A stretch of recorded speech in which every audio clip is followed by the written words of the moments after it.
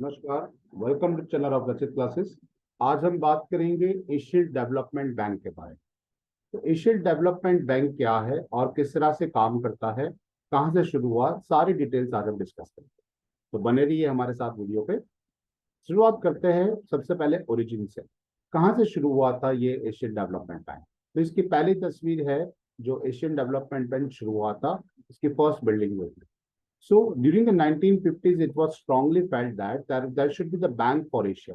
Asia के लिए एक खुद का बैंक होना चाहिए और the Asian Development Bank was set up in 19 दिसंबर 1966 और 19 दिसंबर को इसकी शुरुआत हो गई और 1966 में, और ये पहली एशियन डेवलपमेंट बैंक सिर्फ एशिया के लिए बनी थी।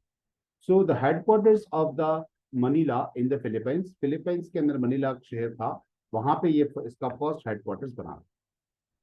बात करते हैं उसके ऑब्जेक्टिव्स की, क्यों बनाए गए थे, कौन सा ऑब्जेक्टिव था उसका। The aim of the establishment of ADB was to be supplement the work of the world bank in Asia. World bank का जो काम देखने, एशिया के अंदर काम देखना है, तो उसके लिए उसके काम देखने के लिए एशिया के अंदर ये बनाया गया था एशियन डेवलपमेंट बैंक, जिसे एडीबी कहते हैं। Its objective are as follows के ऑब्जेक्टिव थे, first to promote the public and the private investment for the economic development in the ECAFE countries. तो ये जो था कि इसको पब्लिक एंड प्राइवेट इन्वेस्टमेंट बढ़ाने के लिए, कंट्री का इकोनॉमिक डेवलपमेंट बढ़ाने के लिए economic commission for Asia far east के लिए बनाया गया था, स्पेशली जो यूरोप में आता है। Second, to utilise the available resources for the financing of economic development, जो भी अवेलेबल रिसोर्सेज को फाइनेंशियल इकोनॉमिक डेवलपमेंट में यूज किया। Its give the priority to those regional project, ऐसे प्रोजेक्ट के ऊपर या प्रोग्राम्स के ऊपर उन्होंने कॉन्सेंट्रेट किया which contribute more effectively to the harmonious growth of the entire region. पूरे रीजन का डेवलपमेंट के लिए वो कंट्रीब्यूट ज्यादा कर पाता है ऐसे टॉपिक के ऊपर, यानी ऐसे कंट्रीज के ऊपर, रीजन के ऊपर ध्यान रखते। To help the regional members to the coordinate of their plans, यानी जो रीजनल मेंबर्स थे उनको उनका काम करने के लिए, कोऑर्डिनेट करने के लिए, हेल्प करने के लिए ये शुरू किया। And policies for the better utilisation of the resources, और वो उनके रिसोर्सेज अच्छे तरीके से यूज कर सके और खुद का डेवलपमेंट कर सके। इसलिए to provide them technical assistance for the preparations of the financial and implementations of the project programs for the economic development, यानी तो बहुत सारे कंट्रीज के पास टेक्नोलॉजिकल एडवांसमेंट नहीं था, तो ये टेक्नोलॉजिकल असिस्टेंस देते थे और क्या करते थे, फाइनेंशियल हेल्प भी करते थे, और जिससे प्रोजेक्ट और प्रोग्राम्स इंप्लीमेंट हो जाए और कंट्री का इकोनॉमिक डेवलपमेंट हो जाए। To coordinate with the United Nations and other international institute, United Nations और बाकी बहुत सारी इंटरनेशनल इंस्टीट्यूट जो थी या ऑर्गेनाइजेशन था, वो पूरी entire economy, that is national entities in the investment and development fund, development funds के अंदर इन्वेस्टमेंट के लिए उसको कोऑर्डिनेट कर सके, कोऑपरेट कर सके। To understand all the such activities and provide such services which may be fulfil the objects, ऐसी सारी एक्टिविटीज या जो भी सर्विसेज प्रोवाइड करते थे उसको एप्लीकेबल करने के लिए, उसको अंडरटेक करने के लिए ये एडीबी बनाया गया था, एशियन डेवलपमेंट बनाया गया। कैसे बनते हैं, इसकी मेंबरशिप किस तरह से मिलती है आपको, तो यहाँ पे लिखा हुआ है मेंबर्स ऑफ द ECAFE के लिए आपको मेंबर्स बनने पड़ता है। तो मेंबर्स कैसे बनेंगे, तो मेंबर्स ऑफ ECA पहले से जो है उसके एसोसिएटेड मेंबर्स जो है वो भी बन सकता है इसके अंदर।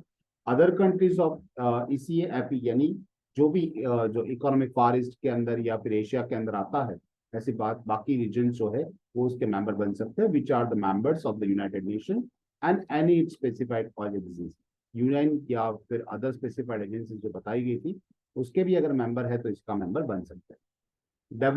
Develop countries the outside the ECPA region are the members of the UN, जो यूएन के अंदर मेंबर है, और डेवलप कंट्री है जो एशिया और फार ईस्ट के अंदर, वो भी स्पेशलाइज एजेंसी और ऐसी कोई भी स्पेशलाइज एजेंसी भी इसके मेंबर बन सकते हैं।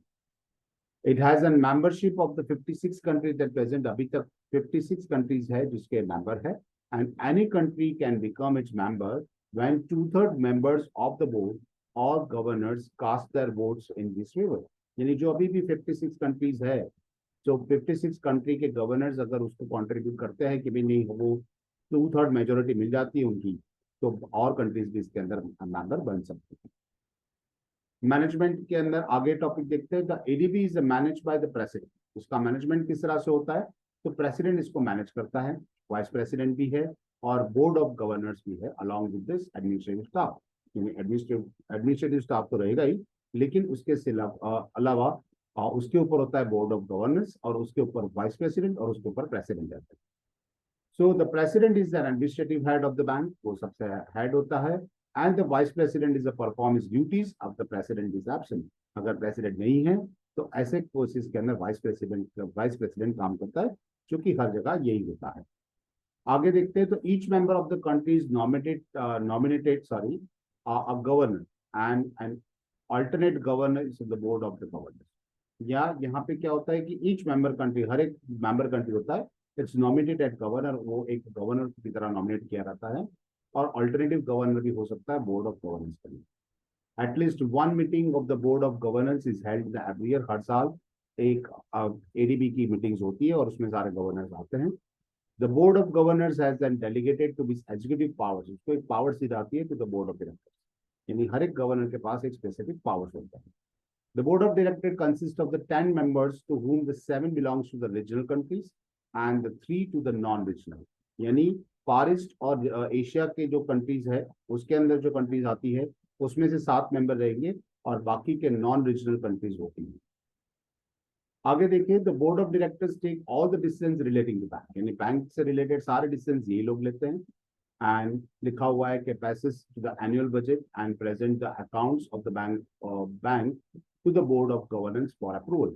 यानी ये सारे बोर्ड ऑफ गवर्नेंस अप्रूवल के लिए ये प्रेजेंट किए जाते हैं, सारे बुक्स ऑफ अकाउंट्स और सब कुछ। ओके, और अपना एनुअल बजट बना के भी ये लोग बोर्ड ऑफ डायरेक्टर देते हैं गवर्नेंस को। There are the certain functions which only the board of governance has to perform। थोड़े बहुत काम ऐसे सिर्फ बोर्ड ऑफ गवर्नेंस ही कर सकती है और कोई नहीं कर सकता। And they are entry of the new member, अगर नया कोई मेंबर चूज करना है तो किस तरह से करेंगे और कैसे ऐड करना है। Changes in the authorise capital of the bank, bank की ऑथोराइज कैपिटल में चेंजेस करना है। प्रेसिडेंट या एडमिनिस्ट्रेटर को इलेक्ट करना है तो वो भी किस तरह से करेंगे। या फिर amendment of the centre of the bank, character of the bank, यानी बैंक का जो कैरेक्टर उसमें कोई चेंजेस करने हैं तो वो किस तरह से, it's called charter of the bank. तो amendment of it charter of the bank वो भी किस तरह से। नाउ फाइनेंशियल रिसोर्सेज, कहाँ से आता है ये सारा पैसा जो एशियन डेवलपमेंट बैंक में होता है। The bank started the operation with authorise capital of 2.9 billion which was to be raised to 25 billion in the 1992। 2.9 billion से ये शुरुआत हुआ था और उसमें 25 बिलियन और बढ़ाए गए थे 1992 में। Out of this 50% has been contributed by Japan and remaining by the member state.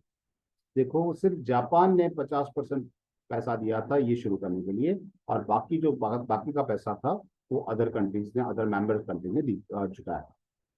So to increase its resources, अगर बैंक अपना मेंबर ये ऑथोराइज फंड बढ़ाना चाहे तो bank issue the debenture and accepted deposit from the special funds. Special fund launch करके debentures या फिर deposit accept करती है। And to enlarge is resources, उनको अपने रिसोर्सेज एनलार्ज करना है तो bank borrow from the capital market of the world capital market में से वो भी बोरो कर सकते हैं। Next, funds functions of ADB, यानी क्या काम करती है एडीबी, एशियन डेवलपमेंट बैंक के काम क्या है। फर्स्ट, फाइनेंशियल असिस्टेंस, लोगों को पैसों की सहायता करना, लोगों को मतलब बैंक कंट्रीज को। तो the bank provide the financial assistance in the form of the grants and loan, grants दी जाती है, लोन्स दी जाती है। It gives 3 types of loan, project loan, sector loan and programme loan. ये पर्टिकुलर सेक्टरल डेवलपमेंट के लिए आपको लोन दी जा सकती है। पर्टिकुलर प्रोजेक्ट के लिए भी आपको काम दे रहा है, जैसे कि इंडिया के अंदर कोई भी एक प्रोजेक्ट शुरू किया है तो पर्टिकुलर प्रोजेक्ट कंप्लीट करने के लिए गवर्नमेंट को पैसा चाहिए तो वो देती है। या फिर सेक्टरल लोन, यानी पर्टिकुलर कोई सेक्टर है, जैसे कि आप फार्मास्यूटिकल सेक्टर है या फिर इंडस्ट्रियल सेक्टर्स है। ओके, तो पर्टिकुलर एक सेक्टर, कंप्यूटर इंजीनियरिंग का एक सेक्टर है तो वो डेवलपमेंट के लिए आपको पैसा दिया जाएगा। या फिर प्रोग्राम लोन, पर्टिकुलर एक प्रोग्राम रन करने के लिए, जैसे कि चाइल्ड हेल्थ का एक प्रोग्राम है, एजुकेशनल का एक प्रोग्राम है, तो उसके लिए भी लोन्स दिए जाते हैं। The bank advances the loans out of the ordinary funds reserve and the special fund reserve। जो भी ये पैसा दिया रहता है, ये 2 तरीके के फंड्स होते हैं उनके पास। एक ऑर्डिनरी फंड्स होता है जो रिजर्व रखा हुआ है और स्पेशल फंड भी होते हैं, उसमें से ये दिया रहता है financial assistance. The bank has also lent the development bank of the member country for the re-lending for specific project। Specific project के लिए री लेंडिंग भी किया जाता है। ये एक बार पैसा दिया है, फिर से भी अगर वो देना चाहे तो एडीबी देगा। ओके, लेकिन its a development banks of the members countries, वो उसके डेवलपमेंट के ऊपर दिखा रहता है। All the directors are the hard loans for the period of 20 years। ये जो भी होते हैं और डायरेक्ट लोन्स जो होती हैं वो सारे डायरेक्ट लोन्स होते हैं, हार्ड लोन्स कहलाते हैं, जो 20 साल के लिए होता है। And repayable with in the 15 years with the 5 years grace period. यानी 5 साल का ग्रेस पीरियड देता है, दिया रहता है, लेकिन 15 साल में उनको खत्म करना होता है। अगर नहीं पे कर पाते तो एडिशनल 5 years उनको मिलता है, यानी कुल मिला के 20 साल हो जाता है। The ADB sanctions the following types of the loan, किस तरह के लोन्स वो सैंक्शन करते हैं। फर्स्ट आती है जो लोन्स है वो to development the financial assistance to the guarantee to the government. अगर गवर्नमेंट गारंटी देती है तो ऐसे केसेस में डेवलपमेंट के लिए फाइनेंस इंस्टीट्यूशन दिया जाता है। Small and medium enterprises on the government guarantee, या फिर टू प्रोवाइड प्राइवेट एंटरप्राइज के लिए है इन the form of the equity and loans without the government. इसमें गवर्नमेंट की जरूरत नहीं पड़ती, आप इक्विटीज और लोन्स देने के बाद, आप फंड्स देने के बाद आपको प्राइवेट एंटरप्राइजेस को भी लोन दिया जा सकता है। और उसके बाद है to strengthen the financial institute and the capital market. Capital market को स्ट्रेंथ बढ़ाने के लिए उसको फंड दिए जाते हैं। To public sector enterprise for the privatisation, अगर पब्लिक सेक्टर का प्राइवेटाइजेशन करना है तो भी विदाउट गवर्नमेंट गारंटी आपको पैसा दिया जाता है। ADB grants loan on the basis of the certain criteria, उनके क्राइटेरिया होते हैं, वो क्राइटेरिया बेसिस पे आपको लोन दिया जाता है। अगर इकोनॉमिकल, टेक्निकल या फाइनेंशियल फैसिलिटी है प्रोजेक्ट की, अगर उसमें जरूरत है तो आपको एडीबी लोन्स देगा। नेक्स्ट आता है टेक्निकल असिस्टेंस। तो टेक्निकल असिस्टेंस किस तरह से होता है? ADB also provide the technical assistance to the member country. यानी कोई भी कंट्री के पास टेक्नोलॉजिकल डेवलपमेंट नहीं है तो अदर कंट्रीज उसको हेल्प करती है एडीबी के तरफ से, कि ताकि वो लोग क्या कर सके, अपना टेक्नोलॉजी बढ़ा सके। Out of the technical assistance special fund, the banks technical assistance has two main object. उसके दो ऑब्जेक्ट है। First, to prepare the finance and implement the specific nations और the regional development plans and projects. यानी regional development के लिए, यानी particular reason का develop करना है या फिर स्पेसिफिक नेशन का अगर डेवलपमेंट करना है तो उसके लिए फाइनेंशियल इम्प्लीमेंटेशन यहाँ पे होता है और प्लान्स बनाए जाते हैं। जैसे कि ये एक आपके पास है, एशियन डेवलपमेंट बैंक ने एडवांस बायोफ्यूल डेवलपमेंट के लिए 2.5 मिलियन का लोन दिया। ओके, तो इससे टेक्निकल असिस्टेंस में होता है they help in the working of existing institute, जो भी इंस्टीट्यूट अभी काम कर रही है उसको दिया जाता है। और the creation of the new institute, अगर कोई नई इंस्टीट्यूट शुरू होनी चाहती है और उसके लिए फंड की जरूरत है तो भी हेल्प करता है ऑन द नेशनल और द रीजनल बेसिस। पूरे देश को भी दिया जा सकता है और पर्टिकुलर रीजन को भी दिया जा सकता है। The bank also provide the advisory services under the technical assistance program. तो technical assistance की तरफ से advisory services भी they are also provided. Next आप आता है survey and research. तो one of the functions of ADB is to conduct the survey and research. ये लोग सर्वे करते हैं और रिसर्च करते हैं in order to formulate the policy, अपनी पॉलिसी बनाने के लिए for the future and promote the regional economic integration. यानी अलग अलग कंट्री में क्या क्या रिक्वायरमेंट है उसके लिए वो डेटा कलेक्ट करते हैं और रिसर्च करते हैं, फिर उसको एडवाइस भी करते हैं। So it bring out the annual reports in which its highlights the achievements. अपने एनुअल रिपोर्ट्स के अंदर वो हाईलाइट्स करते हैं अपने achievements, prospects and the failure relating to the economic development. जो भी अच्छा काम किया है उसके, जो नहीं हो पाया है, जो फेलियर्स है उसकी, वो भी दिखाई जाती है development of the members countries को। जैसे कि ये challenges for the development Asia ADB's response, ये एक रिपोर्ट बना के उन्होंने दिया। Next, poverty reduction. Poverty reduction के बारे में ये लोग भी काम करते हैं, जैसे सोशल प्रोटेक्शन स्ट्रेटेजी बनाई थी 2001 के अंदर। तो ये था one of the functions of ADB to promote the employment and reduce the poverty through the improve efficiency. यानी एफिशिएंसी बढ़ाने के लिए ये लोग क्या करते हैं, पॉवर्टी कम हो जाए और एम्प्लॉयमेंट बढ़े, इस तरह से काम करने के लिए हेल्प करते हैं। Sustain the pro-poor economic growth and the better development opportunities for this poor के डेवलपमेंट के लिए ये लोग क्या करते हैं, बेटरमेंट के लिए काम करते हैं। It promote the economic growth to the bank, stress and importance of the increasing productivity.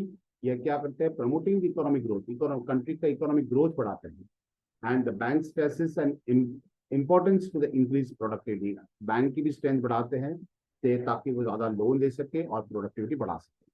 The bank encourage the domestic resources mobilisation, यानी जो डोमेस्टिक रिसोर्सेज को मोबिलाइज करके टू फाइनेंस न्यू इन्वेस्टमेंट्स और नए नए इन्वेस्टमेंट प्लान्स लाके private sector development कर सकती है, पब्लिक सेक्टर डेवलपमेंट करके उसमें रिफॉर्म्स लाते हैं टू इम्प्रूव एफिशिएंसी, जिससे उसकी एफिशिएंसी बढ़े.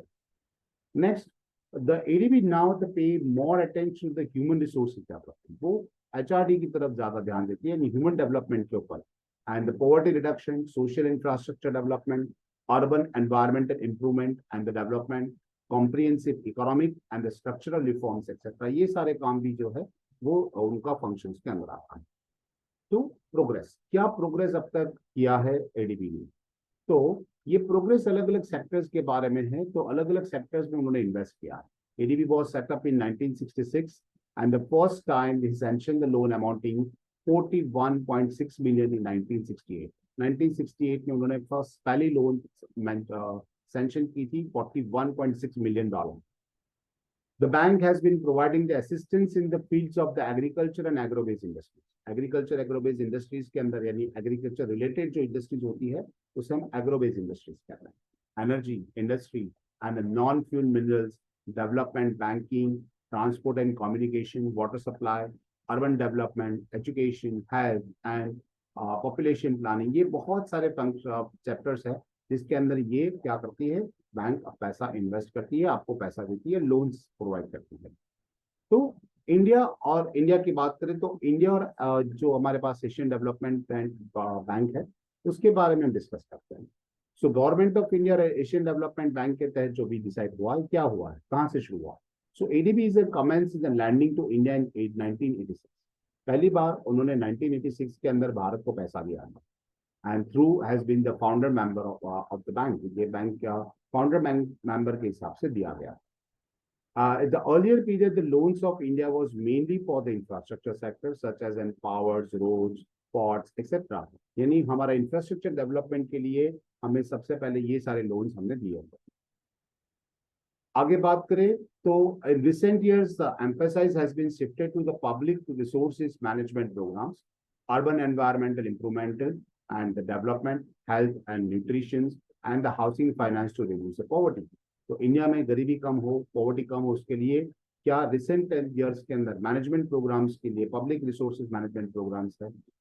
अर्बन एनवायरनमेंट यानी शहर का जो तापमान है, उसका एनवायरनमेंट है, वो इम्प्रूवमेंट करने के लिए या उसको डेवलपमेंट के लिए, हेल्थ एंड न्यूट्रिशन के लिए या फिर हाउसिंग फैसिलिटीज बढ़ाने के लिए ये किया गया था. तो since 1966 India has received the 65 loans. जब से हम उसके मेंबर बने हैं तब से लेके आज तक हमने उसके पास से सिर्फ 65 लोन लिए, amounting 5.8 billion at the end of 2000. तो अप टू 2000 हमने 5.8 बिलियन रुपीज का वहां पे बिलियन डॉलर का हमने पैसा लिया है. फॉर कहाँ कौन कौन से सेक्टर के लिए, इंफ्रास्ट्रक्चर के लिए, एनर्जी सेक्टर के लिए और फाइनेंशियल सेक्टर के लिए हमने पैसा लिया है. तो आप बात करते हैं इवैल्यूएशन एशियन डेवलपमेंट बैंक का, किस तरह से उसको इवैल्यूएट करेंगे. So ADB has being the playing an important role in providing the finance section के अंदर ये बहुत अच्छा काम कर रहा है. And the form of the loans and grants to the members and developing countries. जो भी डेवलपिंग कंट्रीज है उनको पैसों की जरूरत पड़ती है, तो उसको जो पैसे की जरूरत पड़ती है वो एडीबी प्रोवाइड करता है फॉर द डेवलपमेंट, उनको डेवलपमेंट में हेल्प करता है. They have been the two factors for the increasing banks lending operations. जो बैंक के लैंडिंग ऑपरेशंस है उसमें तो दो तरह के फैक्टर्स काम करते हैं. फर्स्ट होता है at the time of establishment India has an agreed not to get the loans from the bank. जब हमारा आज़ादी हुई, आज़ादी के बाद के जो टाइम पर यानी एडीबी के एस्टैब्लिशमेंट हुई, वहां से लेके शुरू करें तो तब हमने उससे लोन नहीं लिया, so that the smaller developing members countries might given the large help, जैसे कि छोटे छोटे देशों को बड़ी मदद मिल सके. Okay, but when the China become a member, जब चाइना उसमें एंटर हुआ, एक मेंबर बन गया and started getting the assistance from the bank, और चाइना ने पैसा लेना शुरू किया, इंडिया फॉलोड इट और इंडिया भी आगे बढ़ा and this had leads to increase the bank lending operations, और हमारा लैंडिंग ऑपरेशंस बढ़ गया. यानी इसकी वजह से क्या हुआ कि हमने भी बैंक से पैसा लिया. उसके बाद बात करते हैं, the second factor has been the introduce for the non project loans to the banks concessional window. एक कंसेशनल विंडो के हिसाब से आपको कोई प्रोजेक्ट के लिए पर्टिकुलर लोन नहीं चाहिए तो भी आपको मिल सकता है. That is the Asian development bank funds, उसमें से आपको मिल जाएगा। China and India has do not receive the soft loan from it, उसमें उसे सॉफ्ट लोन कहते हैं, जो बैंक्स कंसेशन विंडो के हिसाब से यानी एडीबी फंड्स में से, एशियन डेवलपमेंट फंड में से पैसा लिया जाता है, उसे सॉफ्ट लोन कहते हैं। इंडिया ने या फिर चाइना ने यहाँ से कोई लोन नहीं लिया है and carry the nominal rate of interest, उसमें नॉमिनल रेट ऑफ इंटरेस्ट है। वीकनेसेस, जिसकी से स्ट्रॉन्ग उसका एक पोर्शन है, सेकंड पोर्शन है कि उसका जो वीकनेस है उसकी वीक है। तो क्या पोर्शन एशियन डेवलपमेंट बैंक का वीकनेसेस में होता है? Even though the bank has been providing the assistance to the economic development of the ECA members country, it suffered from the number of problems. बहुत सारे problems से वो लोग जूझ रहे हैं। क्यों? तो क्या क्या problems होते हैं? First, if the financial resources are limited because the regional member countries are the mostly poor, जो भी जितने भी countries है इसके अंदर एशिया एंड फार ईस्ट के, तो उसपे जो मेंबर कंट्री है वो सारे पुअर है, क्योंकि अगर खुद की कंट्री डेवलप है तो वो उसका मेंबर क्यों बनेगी? अगर मेंबर नहीं बनेगी तो वो फंड नहीं देगी। तो डेवलप लिखा हुआ है कि develop members countries which are include the Japan, Britain, America and others are the not prepared to contribute much. वो लोग ऐसी कंट्रीज में इन्वेस्ट करना नहीं चाहते जहां पे डेवलपमेंट के चांसेस कम है या फिर अंडर डेवलप कंट्रीज। तो ये जो नॉन मेंबर्स कंट्रीज जो थे, यानी एशिया के अंदर नहीं आता था या फार ईस्ट में नहीं आते थे, ऐसे हमने देखा कि 7 मेंबर्स के सिवा बाकी के 3 मेंबर्स ऐसे हैं जो बोर्ड में गवर्नेंस में है, लेकिन ये लोग ऐसी कंट्रीज में पैसा लगाना नहीं चाहते।